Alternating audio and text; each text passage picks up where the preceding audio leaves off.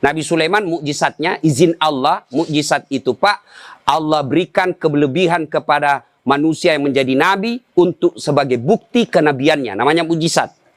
Kalau sebelum jadi nabi dikasih, masih kecil namanya irhas. Ketika Musa alaihissalam di dalam gua dia tidur, dia hidup dengan dia nyompeng, dia ngisap susu dari ininya keluar air susu, itu namanya irhas. Kalau manusia biasa, dia bisa tahu apa sesuatu yang belum terjadi, itu namanya karomah. Tapi kalau dia tidak pernah sholat, tidak pernah puasa, tiba-tiba dia tahu, dukun.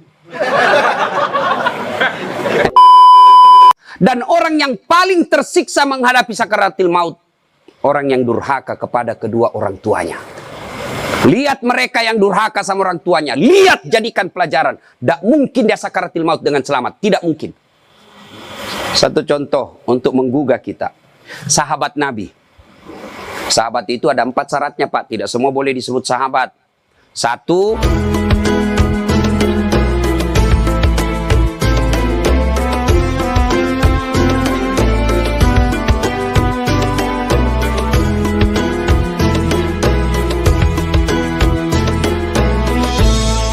Bapak saudara-saudara sekalian, ya kita takziah sedikit ya. Nah, takziah ini adalah bahasa Indonesianya memberikan hiburan, memberikan gembira, membuat orang bergembira terhadap keluarga yang ditinggalkan. Nah, suatu kali Sulaiman alaihissalam lagi ceramah, tiba-tiba seperti ini, seperti kita seperti ini ya. Tiba-tiba ada tamu tadi undang, dan tamu ini berkata, "Assalamualaikum ya Rasulullah." "Waalaikumsalam warahmatullahi wabarakatuh." "Tafadhal." "Tudah ki." Orang Bugis. "Duduk maki." Duduklah tadi itu. Nabi melanjutkan ceramah. Belum selesai Nabi ceramah, tiba-tiba tamu tadi berkata, "Ya Rasulullah, ada perkara yang penting. Saya tidak bisa tunda, tidak bisa juga dimajukan. Ini harus on time. Saya minta izin pamit." Kata Nabi Sulaiman, "Silakan, jalanlah tamu tadi." Sepeninggal tamu tadi, Nabi tanya seluruh saudara-saudara sahabatnya yang hadir. "Saudara-saudara sekalian, ada yang tahu siapa itu tadi tamu yang datang ini? Ada yang tahu?" "Tidak ada ya Rasul, Anda yang tahu." Kata Nabi, "Itulah tadi yang memisahkan kau dengan segala orang yang kau cintai di dunia. Itulah tadi yang memisahkan engkau dengan harta yang kau cintai di dunia. Itulah tadi yang memisahkan antara jasad dengan rohmu. Itulah malaikat pencabut nyawa yang setiap kali datang pasti ada yang ingin diambil. Dan dia tidak kembali sebelum diambil yang diinginkan." Selesai berkata begitu, tiba-tiba dari belakang ada anak muda. Anggaplah ketua HIPMI. Kan anak muda. Ya, dia angkat tangannya. "Ya Rasulullah, itu tadi malaikat pencabut nyawa." "Iya." "Tidak kembali sebelum diambil?" "Iya." "Mati saya ya Rasul." "Kenapa?" "Semenjak dia datang sampai pulang, saya terus dia lihat-lihati." Kata Nabi Sulaiman, "Hati-hati Mas Bro. Jangan kau lagi cari dalam kitab Mas Bro, ini bahasa Dasat Latif. Nah, hati-hati kau, barangkali kau yang diinginkan." "Jangan main-main ya Rasul." "Iya bisa jadi kau yang diinginkan." Kata anak muda ini, "Ya Rasulullah, kalau begitu bawa saya jauh sampai dia tidak dapat saya ini. Kasihan saya, bawa saya, takut saya." Kata Nabi Sulaiman, "Sini, baiklah. Angin, tolong keterbangkan anak muda ini." Nabi Sulaiman mukjizatnya, izin Allah, mukjizat itu Pak, Allah berikan kelebihan kepada manusia yang menjadi nabi untuk sebagai bukti kenabiannya, namanya mukjizat. Kalau sebelum jadi nabi dikasih, masih kecil namanya irhas. Ketika Musa alaihissalam di dalam gua dia tidur, dia hidup dengan dia nyompeng, dia ngisap susu dari ininya keluar air susu, itu namanya irhas. Kalau manusia biasa, dia bisa tahu apa sesuatu yang belum terjadi, itu namanya karomah. Tapi kalau dia tidak pernah sholat, tidak pernah puasa, tiba-tiba dia tahu, dukun. Ya. Nah, ibu bapak, saudara-saudara sekalian. Nah, ini mukjizat Nabi Sulaiman, pandai memerintah angin, berbicara dengan jin, memerintahkan jin, termasuk berkomunikasi dengan semut. Kata Nabi Sulaiman, "Angin, tolong kau terbangkan anak muda ini. Bawa sejauh dia mau pergi. Bawa dia kemana saja dia mau pergi." "Siap." Naiklah anak muda ini ke angin. Naik. Terbang kiri, kanan, lurus, kiri, kanan. Dia bilang, "Jauh." Sudah jauh saya ini. Angin. "Turunkan saya." Kurang ngajar, kasih kaget tadi tamu itu tadi. "Turunkan saya." Pas turun, baru satu langkah kakinya diinjakkan di tanah, ketemu itu tadi tamu. Bah, dari mana kau? Dari tadi saya tunggu kau. Kenapa saya tinggalkan tempat pengajian tadi? Karena Allah takdirkan kau harus saya cabut nyawamu di sini. Maka saya ke sini. Meninggal di tempat itu, padahal kenyataannya dia mau menghindari kematian. Hakikatnya dia datangi kematian itu. Kullu nafsin sa'ikatil maut. Semua yang hidup pasti akan mati. Kita semua ini pasti mati, Pak. Benar kata menteri tadi, tinggal nunggu giliran. Dan macam-macam keadaan orang menghadapi sakaratil maut. Kan biasanya kalau kita cerita kematian, Pak, ini langsung anak muda tak lihat. Ketika kita cerita kematian, itu anak muda langsung orang pensiun dia lihat. Dan sudah putih rambutnya. Apa maksudmu, bos? Kau pikir orang tua dulu, kau kasih kaget orang tua. Yang namanya kematian tidak harus tua dulu. Yang namanya kematian tidak sakit dulu. Yang namanya kematian asal ada nyawa dalam diri kita siaga 24 jam. Siapa sangka Pak Tony malam ini saya takziah di sini. Siapa sangka? Semua keluarganya berpikir nanti akan jadi ini, nanti akan seperti ini, nanti akan seperti ini. Tidak ada yang pikir malam ini kita takziah di rumah ini. Lalu kenapa Allah rahasiakan kematian? Supaya kita berpastabikul khairat. Berlomba-lomba kebaikan. Kalau saya diberitahu, saat kau mati nanti 2020, 2025, maka nanti 2024 saya tobat. Saya hantam maksiat segala kiri kanan. Nanti saya mau mati baru saya tobat. Akhirnya apa? Amal saya sedikit. Tapi karena tidak saya tahu, maka saya harus memperbanyak amal. Karena saya merantaunya bukan ke Surabaya. Saya merantaunya bukan ke Padang. Saya merantaunya bukan 1 tahun. Saya merantaunya bukan seumur hidup. Merantau saya akhir tidak ada akhirnya. Maka perlu dirahasiakan supaya Bapak punya bekal yang banyak. Nah, bicara tentang kematian, ada beberapa hal yang ingin saya sampaikan. 1, tidaklah meninggal seseorang sebelum menghadapi sakaratil maut. Dan orang menghadapi sakaratil maut, Pak, macam-macam modelnya. Pernah lihat orang sakaratil maut? Pernah? Saya sering. Makanya jangan pandang enteng itu Ustadz. Kenapa? Kalau Bapak mau mati, Pak, bukan menteri yang Bapak cari. Bukan. Pak Camat, takut menghadap, Pak. Siapa yang Bapak cari? Pengurus masjid. Siapa yang Bapak cari? Pak Imam. Siapa yang kita cari? Penghafal Quran. Makanya jangan anggap enteng karena masing-masing punya keahlian. Pak Balil hebat mengelola apa itu? Ekonomi, apa? Bisnis jago. Hebat juga. Tapi masing-masing, maka jangan meremehkan Ustadz. Ada saatnya Bapak butuhkan. Makanya kalau undang Ustadz, jangan juga kasih yang tidak dihargai. Kalau artis dia undang, Masya Allah. 1 bulan sebelum acara sudah booking time.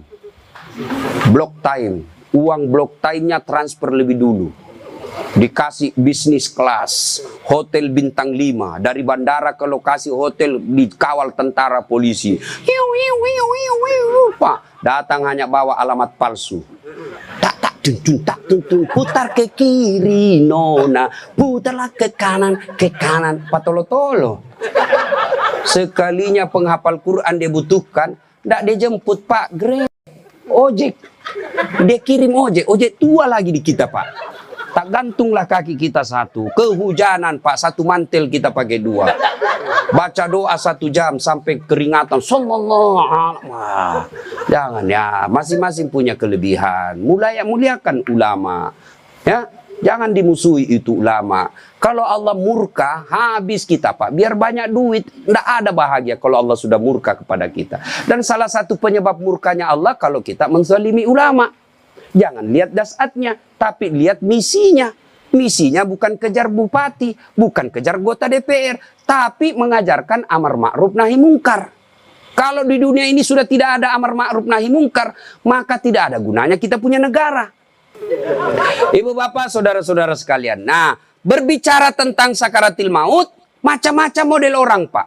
Coba lihat orang, Pak. Orang menghadapi sakaratil maut macam-macam. Dan orang yang paling tersiksa menghadapi sakaratil maut, orang yang durhaka kepada kedua orang tuanya.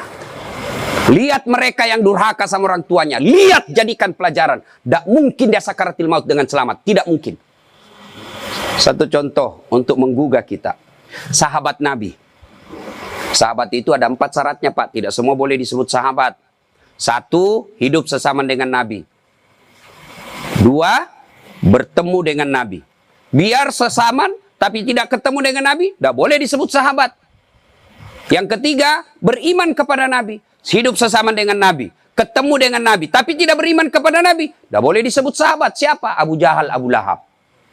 Yang keempat, wafatnya tetap beriman kepada Nabi. Sudah ketemu dengan Nabi, sesama dengan Nabi, beriman kepada Nabi. Ternyata matinya tidak beriman kepada Nabi, karena dia kufur kembali ke agama semula, agama nenek moyangnya. Tidak boleh disebut sahabat. Siapa? Seperti Abdullah bin Ubay.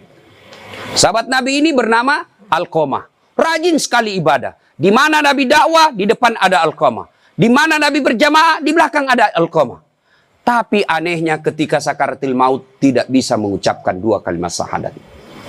Dibimbing oleh Bilal, la ilaha illallah. Alqamah cuma katakan, la, tidak ada. La, tidak ada. Itu aja disebut. Bilal doakan, tetap tidak bisa. Lapor sama Nabi. Ya Rasulullah, si Alqamah sakaratil maut tidak bisa syahadat. Nabi pun heran, kok bisa? Itu anak kan baik sholatnya. Bagus, kok bisa? Didoakan, tetap tidak bisa. Nabi yang doakan, tetap tidak bisa. Nabi lalu ambil kesimpulan. Ada dosa besarnya ini. Kau cari orang tuanya, cari bapaknya, dia wafat. Cari ibunya, ketemu. Bilal katakan, ya bunda, anak ibu si Alqamah sakaratil maut tidak bisa syahadat. Mungkin ada dosanya sama bunda. Apa kata ibunya? Dia dapat sudah itu. Kurang ngajar itu anak. Kenapa? Setengah mati ku hamilkan. Setengah hidup saya lahirkan. Bersusah payah saya besarkan. Setelah punya istri, lebih sayang sama istrinya. Lebih takut sama istrinya daripada saya ibunya. Dengar ini, Nabi katakan, panggil itu ibu. Atau saya yang datangi. Bu, Nabi mengharap ibu datang. Kalau ibu tidak bisa, Nabi yang kesini. Ibu itu datang kepada Nabi. Lalu Nabi katakan, bu, maafkan anakmu. Kalau begitu, supaya anakmu tidak dibakar api neraka, lebih baik saya bakar dunia daripada api neraka yang bakar. Api itu ada 4 tingkatan, Pak. Pertama, api yang warna merah. Ya, ini apinya para perokok. Sedoakan yang merokok berhenti merokok. Yang ketawa saya serius, Pak. Kalau Bapak selalu berdoa, Ustaz, saya sudah setiap saat berdoa kok doaku tidak dikabulkan. Salah satu sebabnya Bapak merokok. Tanya itu ulama-ulama Timur Tengah, mana ada yang mengatakan makruh? Semua bilang haram. Cuma sebagian kita karena yang mengatakan haram makruh itu, ternyata merokok juga, Pak. Jangan marah yang merokok, Pak. Saya doakan Bapak berhenti merokok, tabung uang pergi umroh. Itu lebih utama, atau kurban. Saya tidak bisa jalan otakku kalau tidak merokok, Ustaz. Bohong. Buktinya Bapak puasa jalan otaknya. Ramadan, yang ada adalah Bapak belum punya itikat yang kuat untuk sembuh. Baik merokok, kalau Bapak betul mengatakan rokok baik, coba Bapak panggil anak besok yang masih SD sama istri. Bu, ayo beli rokok, kita rokok bareng-bareng. Oh, pasti dia bilang, awas kau merokok, nah saya tempelin kau. 10 menit kau pergi beli rokok, nak, pret. Ya, mudah-mudahan berhenti. Ya, itu rokok warna merah, apinya. Biru, apinya ibu-ibu di kompor gas. Putih, apinya itu yang kalau kita motong-motong baja di perusahaan-perusahaan besar itu, Pak. Dibakar lagi 1000 tahun, apinya berubah menjadi hitam. Inilah api neraka. Kenapa digambarkan merah? Karena kita yang ada di benak kita untuk di dunia sekarang, api itu merah. Nah, ibu bapak, saudara-saudara sekalian. Kata Nabi, lebih baik saya bakar api di dunia daripada api neraka yang bakar. Kata ibunya, silakan bakar, sakit seperasaan saya. Nabi katakan, oke, saudara-saudara sekalian, kumpulkan kayu. Kumpul kayu. Nyala. Lalu Nabi katakan, angkat. Bu, betul? Tidak mau saya Rasul. Angkat, lempar. Begitu mau dilemparkan masuk neraka, api, ibunya berteriak, tahan, tahan. Jangan kau bakar anakku. Ya Rasulullah, saksikan. Saya ampuni seluruh dosa-dosanya anakku. Jangan kau bakar. Tidak ada artinya penderitaan saya, kedurhakaan dia. Tidak ada artinya kedurhakaannya banding penderitaan saya. Hamil, melahirkan dan membesarkan dia. Saya maafkan anakku. Nabi lalu bertanya, betul ibu maafkan? Betul ya Rasul. Turunkan dia. Setelah diturunkan, dituntun kembali. La ilaha illallah Muhammadar Rasulullah. Mampu dia syahadat dan wafat. Kisah ini menunjukkan bahwa sahabat Nabi saja durhaka kepada kedua orang tuanya, durhaka kepada ibunya, tidak bisa syahadat ketika sakaratil maut. Maka ketika ada orang sakaratil maut, susah sekali nyebut, susah sekali istighfar, susah sekali 2 kalimat syahadat. Panggilkan orang tuanya untuk mengampuni anak-anaknya. Nonton Bapak, sudah itu kau nonton, jangan lupa like and share.